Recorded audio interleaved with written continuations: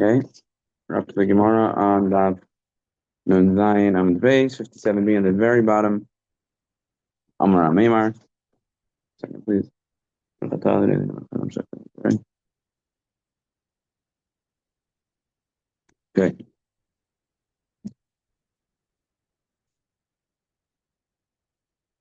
The Gemara says, Amar Amemar. Amemar said, how do you bait the tray for these eggs of a disqualified chicken? Shech Lakama Sira, the ones that are from the cluster. So every chicken has all the eggs it's gonna ever make inside it. As probably many people know, and those eggs are in a cluster, like a cluster of grapes. And every day, every cup, well, really, it's like sort of like a production line. You have the most finished one ready, then a one that's a little less finished, one's a little less finished. Then on the cluster, there's a few.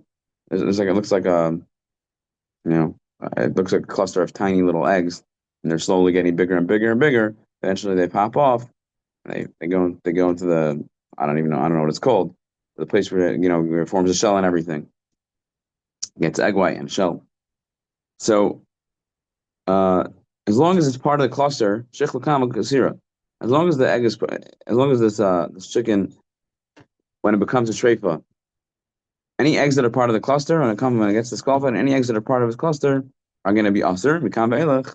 When the eggs are ready further along than that, avalei zev zegarim mutter, it would be zev zegarim. There's going to be two factors causing something, which is zev zegarim is it's a rule we have all over Shas, that when you have two factors causing one thing, even though one of them is forbidden because the other one is permitted, the end result is going to be permitted. So because you can't pin down the how it's forbidden onto one thing. So from then and on, once it drops off the cluster, it's going to be considered zev zegar because it's going to have the rooster's impact on it as well. So it's the rooster plus the hen. One is kosher, one is treif. Now, because it's two factors, so it's going to be kosher. It's going to be fine. So Rashi asked Meimar. So we have a Mishnah in Idios that says, everyone agrees that by a treif egg,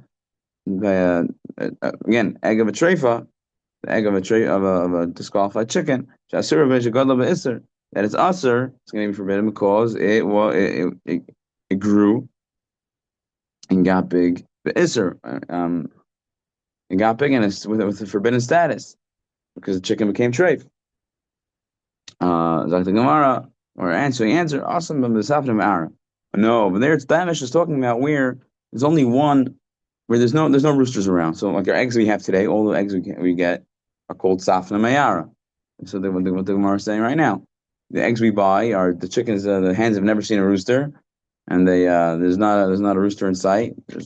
That's why we can eat real. That's why we don't have too many blood spots. And even if we do have blood spots, they're not going to be a deraisa level blood, right? The deraisa level blood is only when there's a rooster involved.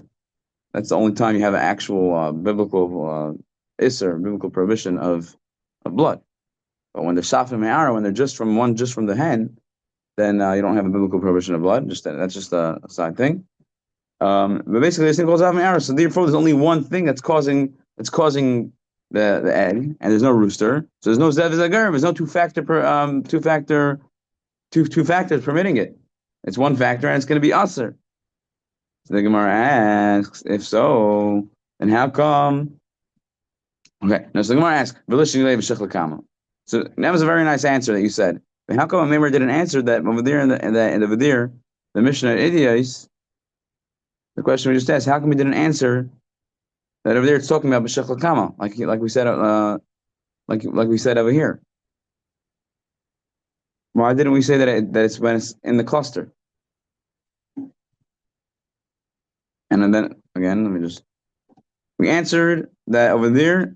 And our question was, Amemar said that when it's in the cluster, it's going to be forbidden. When it gets later than that, it will be two factor, and therefore will be permitted. And then we asked from a Mishnah that the Mishnah seems to say that it's going to be aser. when a group it's going to be usher all the way down? So he answered, no, over there's only one factor. But if there would be two factors, even that Mishnah would agree that it would be permitted. So the Gemara asks, how come we didn't just answer you? We answered one factor that over there's only one factor, and therefore it's going to be forbidden. How come we don't answer over here? Thank you. How come we don't answer that it's part of the cluster still, right?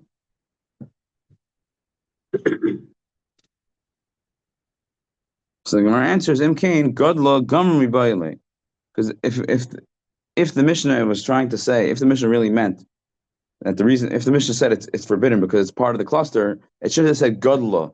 It should have said Gumra. It said Godla. Godla means it grew. It grew when it was forbidden.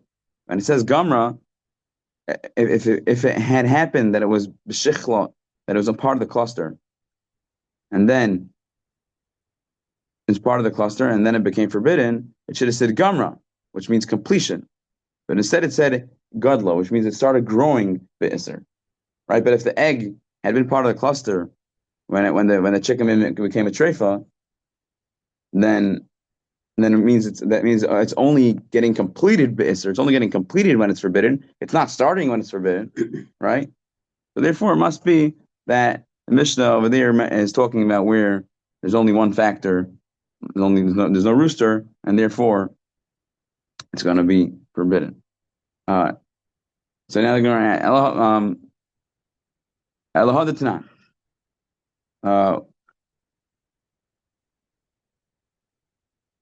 The Gemara wants to bring down the machlekes. We're talking about beitzas treifa, egg of a disqualified animal. So we're going to bring down another Mishnah about the Brisa, actually, about a disqualified, similar scenario. Elohad Tanan, to compare it to what Amir is saying. Okay, so we have the child of an animal, meaning we have an animal again, and disqualified animal for whatever reason. Animal is disqualified, let's say it has a punctured lung, whatever. But it has the kid lives. You have a kid you check the animal, you check the lung, it's strafe, right? Then the kid comes out alive. You have a little baby calf. So could you bring this calf as a carbon? You can't bring it on the mizbeach. Mishnah says no, you can bring it on the mizbeach. What's the machlekes of Elazar and Rishon? Why does one hold that you can bring the calf I gave an example of a calf of a disqualified animal to the mizbeach, and one says you can't? When it was treif, when the animal was disqualified, and then it became pregnant. Elazar holds that in general that zev is agarim, two factors permitting one thing. Again, this rule that we have, two factors, one meaning when one is permitted, one factor is permitted, one factor is forbidden. Put them together. So Rabbi Elazar holds that's forbidden, and Rabbi Yeshua holds. Rabbi Yeshua suffers zev is agarim mutter. Then it's mutter, right? Rabbi Elazar doesn't hold of this rule. This rule that I said is a rule throughout Shas. Only Rabbi Elazar doesn't hold of this rule. And therefore, he would say that it's aser. So then the Gemara says, so 1 second. If that was true that they're arguing such a basic rule, why don't we say? Why don't they tell us? Why don't they argue by a case like ours? About why only by a chicken, by a everyday case? Why do they argue by a carbon, by something that's brought on the mizbeach? Why don't they tell us the argument by everyday case, by like a chicken or whatever? So the Gemara answers, the Gemara answers the reason why is because we're trying to tell you how strong Rabbi Yeshua's position is. That even he says it's even permitted. He is so confident in this rule of zev zagarim that two factors, one forbidden, one's aser, one's mutter, and that when you put them together, it's going to be permitted. He's so confident that you can even bring on the mizbeach, even though it's very, very the mizbeach in general. It usually has a higher standard, right? When it comes to karbanas or whatever. But no, he says even so, because two things permitting, it's going to be mutter. Rabbi Yeshua and lefligu lahadiyat, the pagu lahadiyat. L'diacha koicheg de Rebbe Eliezer, afilu hedid nami aser.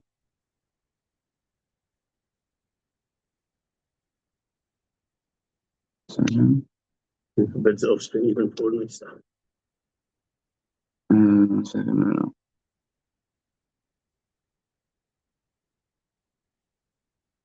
Oh, so the Gemara answers, the Gemara says, how come we said it this way? Why don't we,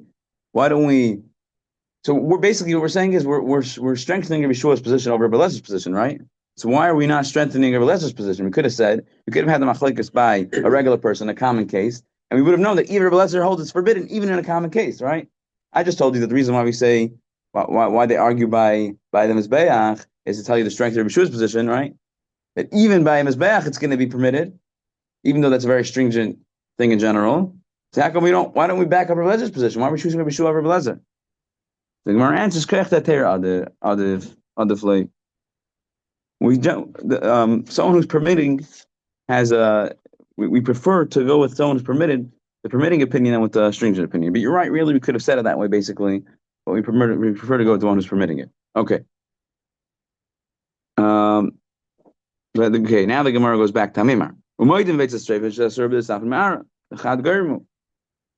But they all agree, Elazar and Rabbi Shua, that by a beit streifa, by an egg of a disqualified animal, shasura, that's going to be forbidden. The safim ara, when there's only one factor, right? When it's meaning regular hens that are not exposed to, regular hens today, like the hens we have today that are not exposed to any roosters. Safim ara, by the way, literally means warmed by the ground. That's what safim ara means. Just and not warmed by a rooster. I guess that's kind of. They all agree because there's only one factor causing it. Only one factor causing it is the eggs are going to be prohibited. Yeah. Okay. So now, this was Rabbi. This whole nice little back and forth we just said. This is Rabbi Acha. Rabbi Yaakov. This was Rabbi Acha. This is Rabbi Acha's shita. This is where Rabbi Acha learned this Gemara.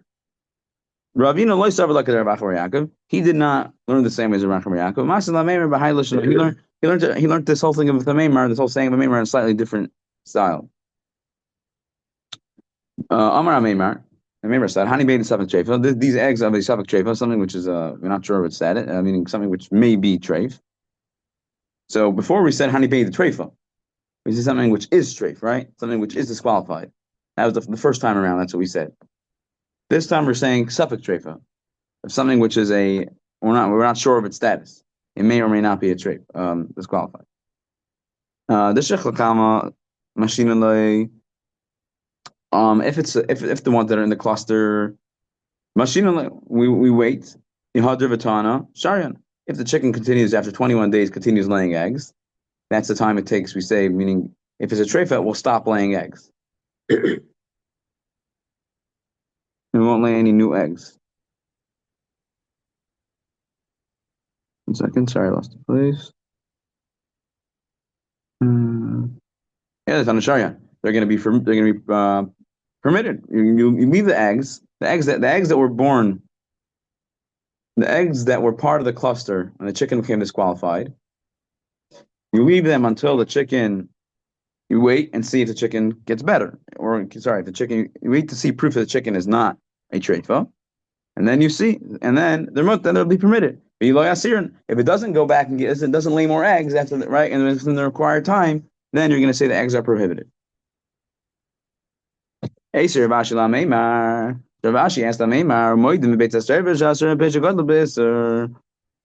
asked he asked from this brisa that we just brought the brisa with Rabbi Elazar and Rabbi Shua, their argument, and he says, you see that it says everyone agrees that by an egg of a disqualified bird, it's going to be forbidden because the egg grew when it was forbidden.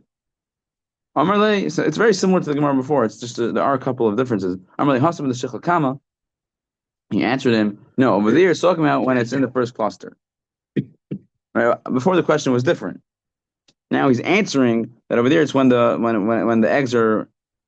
That mission is talking about when the eggs are still part of the cluster. I was talking about when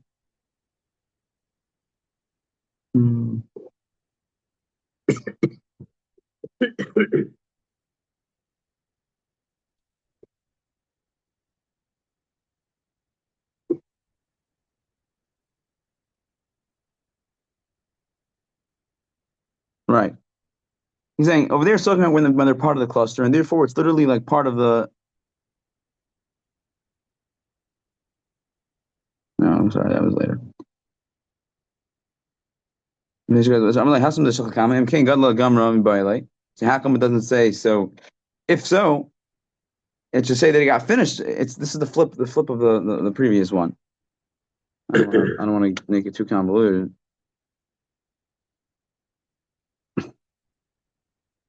Yeah, it's saying these are just basically were started before they became a traitor. Yeah. And those and should I start again? Okay. Really, so he said again. Rashi asked him. We see you're saying. Rashi said you're saying that we should wait and see if they go back if they grow. Go back and see. Sorry, we should wait and see if the chicken has more eggs, and then we'll know if the eggs are permitted. The eggs that were part of the cluster are going to be permitted. And over there, they seem to be saying it's forbidden because they grew when it was forbidden. So he answered him, no. Over there, it's talking about when they're part of the cluster. So he asked them there, 1 second, if over there talking about, if that Mishnah is talking about when it's part of the cluster, it should say a language of, it should say finishing, not starting. Meaning, it shouldn't say grew up. It should say they were completed when it was forbidden, but they were started when the chicken wasn't a treifa and the chicken was still permitted. So the Gemara answers no. Tuni Gemara. The Gemara does it sometimes. It says learn. Instead of saying gadla, add in the language. Meaning, change the language of the brisa. You can change the language of this brisa to that completed instead of grew up. So right over here we're answering, just say, oh yeah, you're right. It has we have the wrong language over here, and really it's meant to say gamra, completed instead of finished, and instead of grew, and then it'll be fine. So the Gemara again brings the same brisa. We saw in a brisa vlad treifa, when you have again an animal that was shechted, was found treif.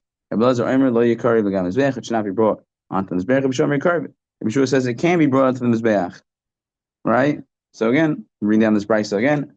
Case it might come iflagi. So what's the machlekes? When it became pregnant, and then it ended up becoming treif. So again, last time we learned that when we said that this case is when first it became a treifa, and then it became pregnant. And we're learning the opposite. At first it became pregnant, and then it became disqualified. And we're saying the machlekes at a different point. Machlekes isn't zev zegarim, whether the question in the machlekes isn't whether two factors are permitted. You have one factor, again, zev zegarim, one factor is permitted, one factor is prohibited, and together, either Rebbe we said last, Rebbe holds is prohibited, and Rebbe holds is permitted. We're saying no. The machlekes over here is whether or not whether or not a child is considered like literally it's his mother's thigh. It basically means whether or not a fetus has a status of its mother or not. Rebbe holds that a fetus has the same status as the mother, is considered literally like the mother. That no, this fetus does not have the same exact status as the mother, and therefore it's not going to be disqualified because it's its own thing.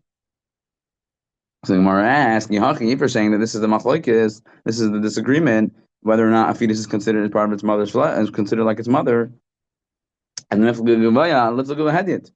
So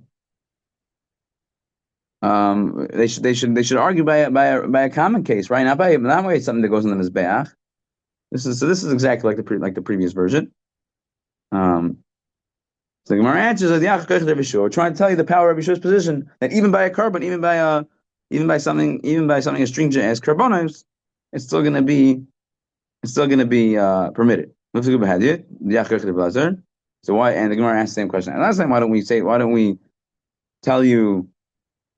the machlokas by a common day case, by a regular person, to tell you the power of Rebbe Lezer's position? Why do we choose Rebbe Shua over Rebbe Lezer? The Mishnah prefers, the Brisa prefers to tell you to make the language in a way which is more favorable to the side that's permitting, basically, which is Rabbi Yeshua. Rabbi Yeshua is permitting, so we prefer to go with the permitting language.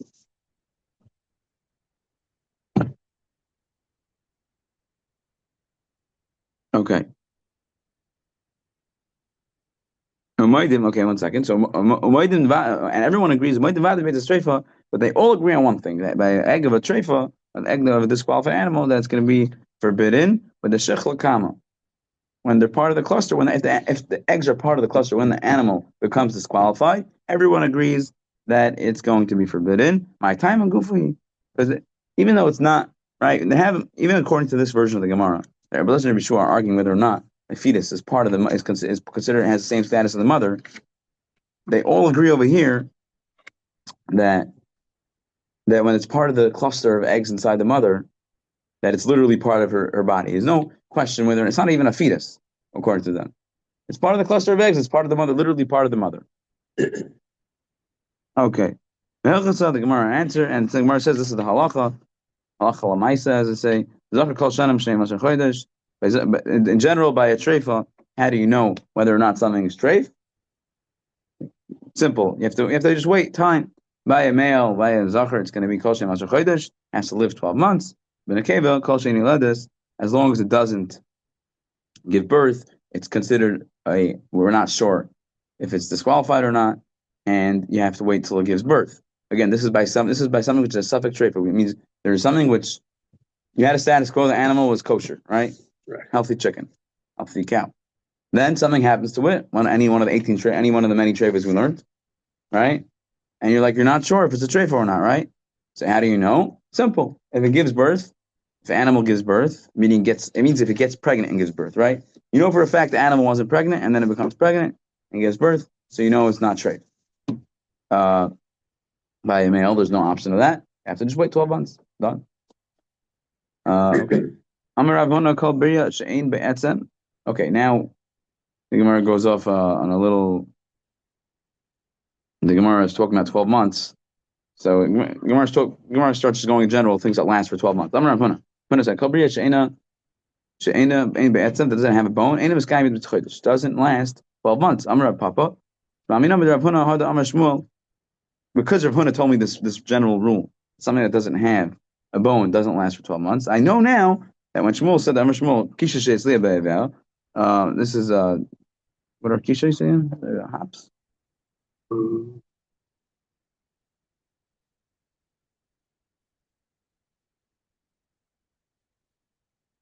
I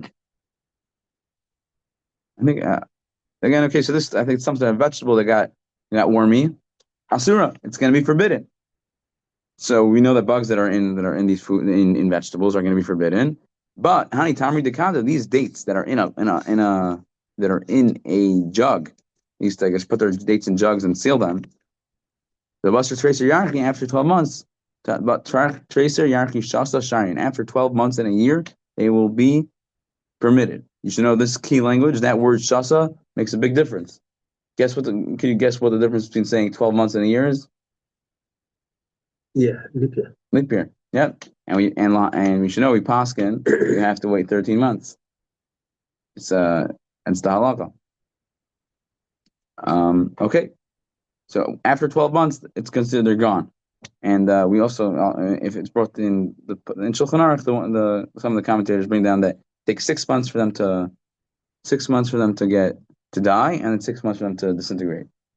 It's the general, I guess, 13 months in leap year or whatever. Amarab, less baka bar yoma, but less didva bashasa. Again, these are types of. This is a baka, some sort of gnat. Say there's no gnat that lives a full day, meaning that's already in its second day of life. Right? No one, he's saying that the certain type, this baka, whatever type of bug it is, doesn't live more than a day. But unless didva, ba'ashatan, there's no. This is talking about a regular fly that lived a year. Amar le'er papa abai b'ha'amri inchi. Oh, what do you mean? People say shev shani imra maksa mavka. Amar le'chazita levar mechuza v'sachav maya. So like Richa was dinim. Esos le'masas binim v'le'adisli. Okay, so this is I just said all that quickly. But basically, this is he's saying that people say that this is how the female bug said to the male bug, you had access to these fat people who were full of blood, and you're sucking their blood, and you didn't tell me. So therefore, I'm not gonna. And she didn't talk to him for 7 years. The female bug didn't talk to the male bug for 7 years. So how could it be? I thought you just said from Rav that these bugs don't live more than a year. So how could she not talk to him for 7 years? So Amar Lei, L'tamech. If you're asking me questions from such examples of what bugs tell each other, people say, meaning from what people say, bugs say to each other. So people also say from that shitin mini parzel money parzel totally the back of a say that these gnats have 60 measures of metal in their 60 measures of metal in their stinger or in their so mi'ika ihu gufe kamahavi. Could it be such a thing? The whole gnat doesn't even weigh. It weighs nothing. You're telling me it has 60 measures of metal in it? No, they're just speaking. The money did too is talking about 60 measures of metal in measurements of gnats. Whatever that is, a minuscule, tiny, a minute amount. Hachanami Bishani did too. Again, in their, I don't want to say in dog years, but in their mosquito years or whatever it is. So, yeah, he's saying it's not conflicting with what Rob said. So actually very interesting Gemara. What he's bringing, like his proof from the fact that he's bringing proof from what people say. Very interesting, very interesting thing. Okay, let's go. Let's keep going. Tan Hassan, Behema Balas Heraglaim, Oisha Ein La Ela Shalish Harizimum. Is that in a Mishnah in Bechayros? A Behema which has 5 legs, it only has 3 legs. Harizimum, it's a mum. Rav Huna Lashana Shechasa. That Mishnah in Bechoros that says Balas Hera that has 5 legs or 3 legs is talking about where it's talking about the front legs, the 4 legs, the front legs, yeah. Aval Chasar V'Yasir B'Regel Treifa. If it's missing or has extra back legs, it's going to be a treifa. It's going to be disqualified.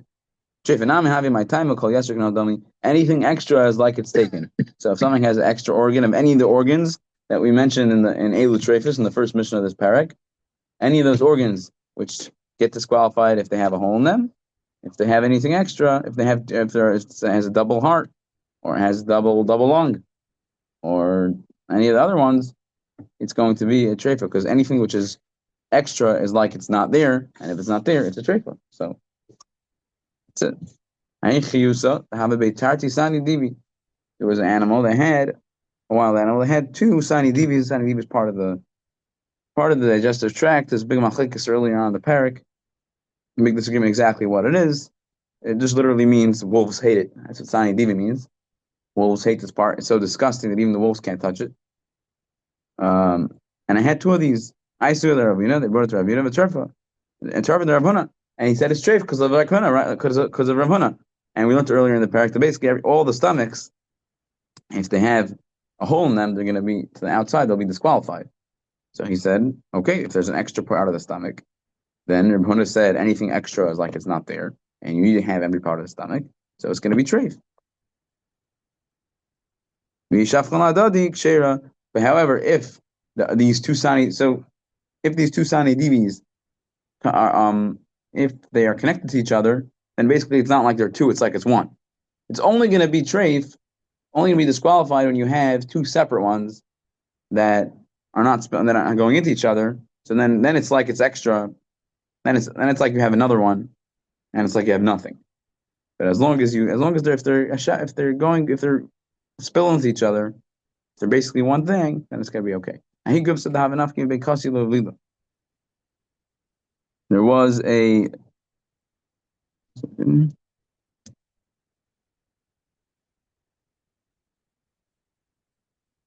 right. There was a part called again, the basic cases. What is that? The reticulum. Reticulum. Yeah, okay, I don't know if that helps anybody. Mason. Yeah. It's one of the four stomachs. Basically, there was one of the four stomachs of the animal. It's called the basic cases. It's basically, it looks like, I'm going to show a picture of it, I guess. If this helps anyone either. I don't know, but it shows you at least visual. And this stomach over here.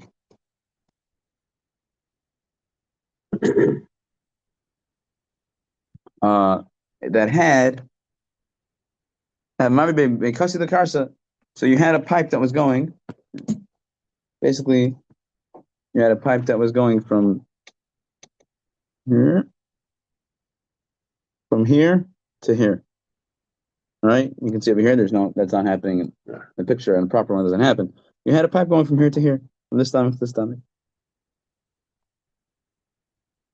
Now, because of the karsi, Rabashi wanted to say that it's gonna. Sorry, 1 second, I skipped the line.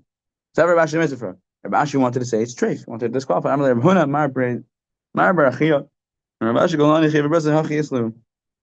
He told him no. All the wild animals have it. Okay, he's saying all the wild animals have a pipe that goes from the rumen to the reticulum. So Rabashi said it's fine. Amarle hahu guvsa dahava ma'avra because of the karsa. Seven Rabashi lachshira.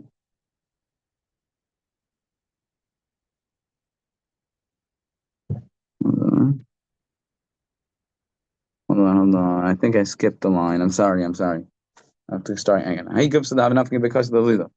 I skipped.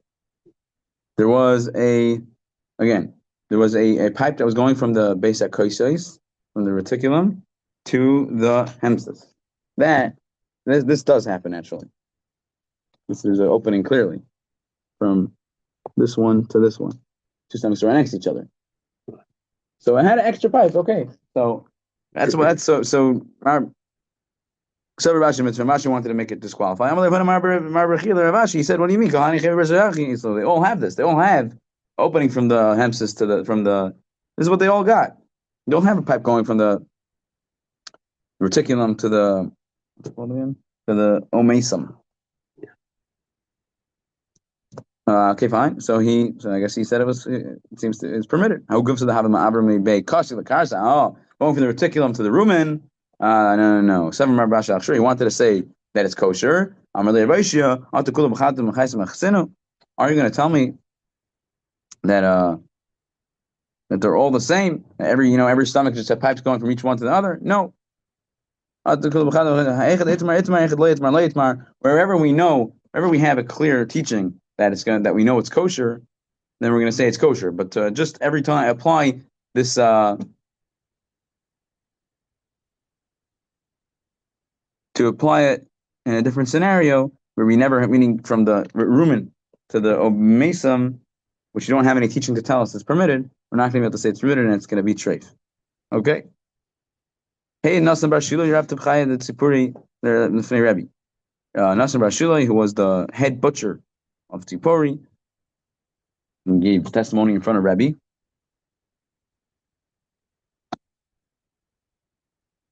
Al Shnei B'nei Me'ayim Hayitzim and Behema. On two intestines going out of the animal, like one, Shei Treifo, connect them ba'oif, share.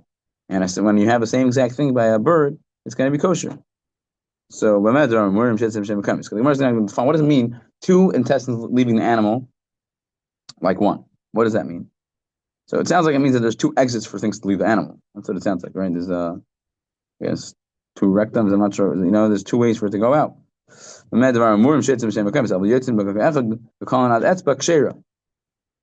what is it? When do we say that it's going to be disqualified? It's going to be treif when it goes out in two places. However, when it goes out in one place, there's only one exit from the animal, right? When it goes out in one place and it comes and it finishes within one finger's breadth. It's probably ArtScroll's word for it. Yep. Yeah, with a kshera. So the question is what it means with one finger's breadth. Does that mean Tigibur Rav Ami Rav Asi? There's Machlekes Rav Ami Rav Asi, what it means. Right? They argue what does it mean within one finger's breadth. Hadamar Huda Hadri Arbi, Hadamar Avagad Lahadi Barbi. They say that it's talking about when it goes back right away. Right away after it branches off, it goes back. It's just a little detour. Like a little loop. Hadamar no, Avagad Lahadi Barbi. Even though it doesn't go back, doesn't come back right away. It's longer than a finger. Right? According to one, it says that it goes right back, right? Just a tiny loop. It's just like a tiny detour on the intestine, right? Just a tiny little thing that grows out and it goes around.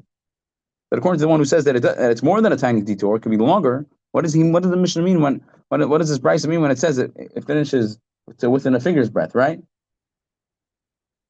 It's hard to, how could he? What could it possibly mean? So, within the finger's breadth of the exit of the animal, of the end of the intestine, meaning it can have a nice long detour, as long as it finishes up within a finger's breadth of the end of the animal, of the end of the intestine, which is right next to the exit of the animal, it's going to be permitted. So just to summarize that, basically, there's a disagreement whether or not how big a detour in the intestine can be. If you have an extra piece of intestine, and they have the intestine, a piece comes out and makes one opinion says that if it's only kosher if it comes out and makes a little loop, which is within one finger.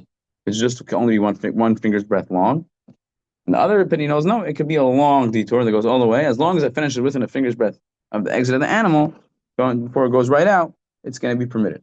Okay. We said in the Mishnah, if all the feathers are taken, it's going to be forbidden. It's going to be disqualified. Rabbi Yehuda and Rabbi Shmuel said one thing. So again, Rabbi Yehuda said that if all the feathers are taken, it's going to be disqualified. So we know what Rabbi Yehuda said. We just said it in the Mishnah, right? Rabbi Shmuel, it's not. Rabbi Shmuel said, the feathers count. Feathers are mistaref. What's the word for mistaref? Combined. Amarava Dilma Lohi. Okay. Sorry, one second. Rabbi Shmuel said this in a Mishnah in Kollel. Not Kollel, the tires. Amarava.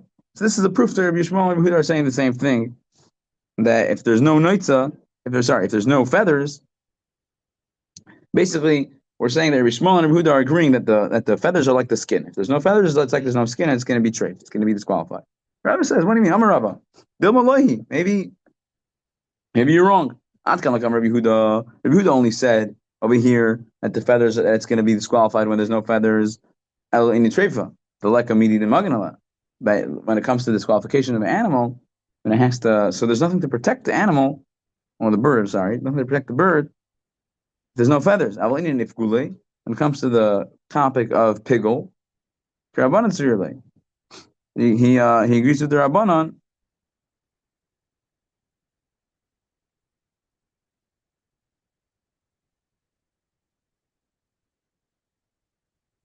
that it's not going to combine. When he said that the feathers do combine, sorry. Who said Rabbi Shmuel agrees that by treifa is over here by disqualification of animals? Who said maybe he says that maybe he says the feathers are not so important. The feathers aren't like the skin. You don't have a proof just because he says it over there doesn't necessarily apply over here to treifas. Should we start the Mishnah quickly? Okay, let's just start the Mishnah, I guess. Achuzas Adam. No, there's no way I can finish in time. Okay. Yeah. Have a good day, everyone.